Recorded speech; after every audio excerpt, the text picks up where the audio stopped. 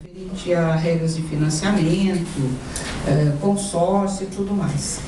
E hoje nós vamos falar especificamente sobre documentação imobiliária, e esse curso é mais voltado para negociação entre terceiros, tá?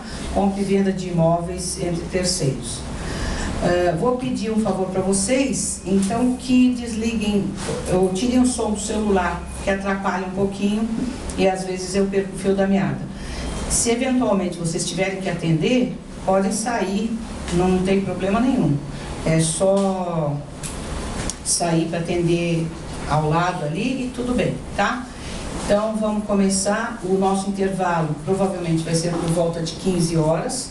Teremos um intervalo de 10 minutos e retornamos para terminar o curso por volta de 17h30, tá certo?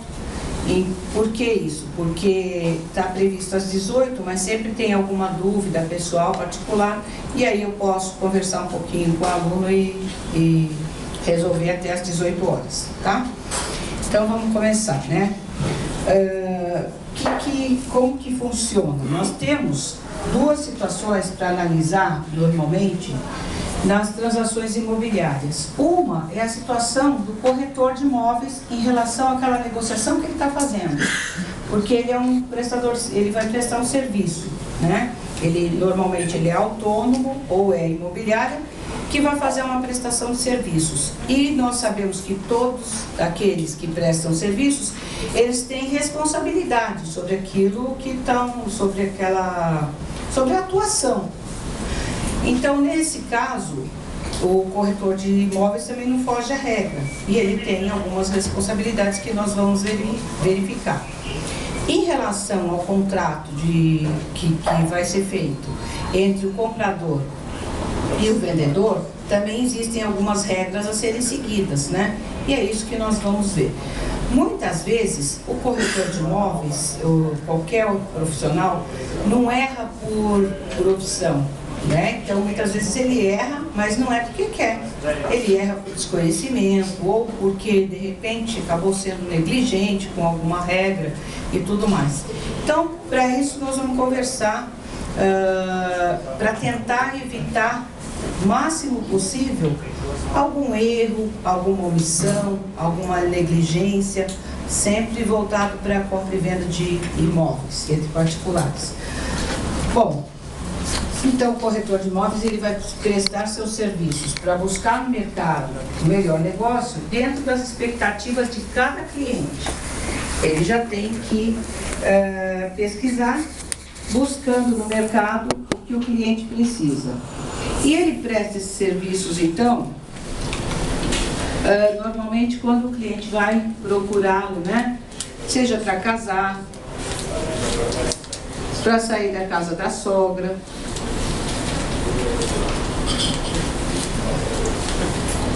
para se livrar dos pais. Gente, aqui nada contra, viu? É brincadeira. Outro dia, depois que eu passei isso daí, chegou uma aluna, me chamou no cantinho e falou assim, não gostei daquela situação da sogra e nem do filho. Eu falei, não, tranquilo, é só uma brincadeirinha. Tá? Bom, então, nós temos que ter cuidado para que a aquisição desse imóvel ela não se torne uma dor de cabeça. E eu costumo falar o seguinte, quando a aquisição do imóvel tem algum problema contratual, alguma dificuldade, ela vai se transformar numa dor de cabeça. E essa dor de cabeça vai envolver todos, né? Ela envolve o corretor, que está ali à frente do negócio, ela envolve as partes, então comprador e vendedor, e muitas vezes a pessoa já deu uma entrada, já pagou uma parte, fica com o dinheiro empatado e o outro com o imóvel preso, retido ali, que ele não pode fazer um segundo contrato, né? Ou uma segunda venda. Então nós temos que ter muito cuidado. Isso daí costuma causar o quê? Um prejuízo, às vezes para o corretor e para o cliente, se ele tiver algum tipo de responsabilidade, um desentendimento, né, entre as partes, e normalmente esse desentendimento vai terminar onde? Na justiça. Nós sabemos que toda vez que temos algum processo, alguma discussão que tenha que ser resolvida, né, no judiciário, o prazo para a solução dessa situação, normalmente ele é bem longo, não é? Então não é tão rápido assim. Quando você resolve, vamos supor que tenha sido feita uma negociação e não deu muito certo, então as pessoas resolvem destratar aquilo que elas contrataram, sem precisar do judiciário, é mais rápido, é mais fácil. Agora, quando eu dependo de uma sentença para rescindir um contrato, qualquer coisa assim, todos nós sabemos que é muito mais demorado, né? E aí eu vou ter grandes problemas, eu vou ter que produzir provas, o juiz vai ter que analisar quem foi o responsável por aquela rescisão e tudo mais, tá? E assim, então, compete ao profissional, né, corretor de imóveis, uma análise prévia, antes de ver documento, antes de ver qualquer situação. O ideal é que ele verifique, né, alguns itens, tá? Esses itens que eu vou falar, eles são exemplificativos, não são taxativos, não quer dizer, olha, você vai verificar exatamente isso e somente isso.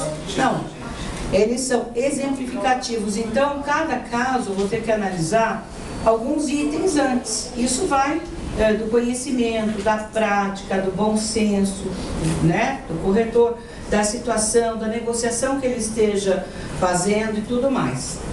Bom, então, por exemplo, né, quanto aos antecedentes do imóvel, é bom que eu verifique o ano da construção, se esse imóvel está em condições, então se ele está conservado, as últimas reformas, a regularidade dessa construção, se comercial, possibilidade de instalação nesse local. Por que eu falo a possibilidade? Porque todos nós sabemos que existem zonas estabelecidas, né, pelas prefeituras. E aí, se eu vou poder realmente colocar aquela atividade